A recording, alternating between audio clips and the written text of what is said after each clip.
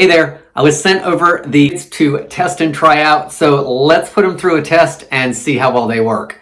So these are flexible fabric, comes in 3 different sizes.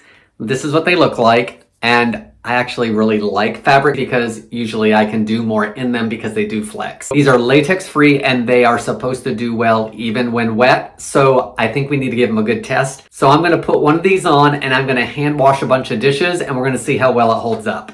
So let's put it on, and I'm going to wrap it around my finger, down around the knuckle, because I'm going to get a lot of bending there. So I figured that'll be a good test for it. All right, it's on my finger, right on my knuckle, so we're getting some bend in here.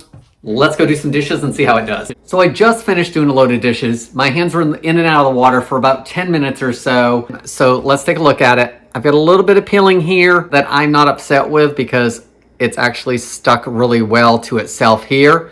Still all the way around. Lots of flex in there. It is kind of between my knuckles there, but good flex. I really like fabric bandages because of the flex it offers as well as some of the water resistance. Guys, I hope this helps you decide on if these are a good product for you.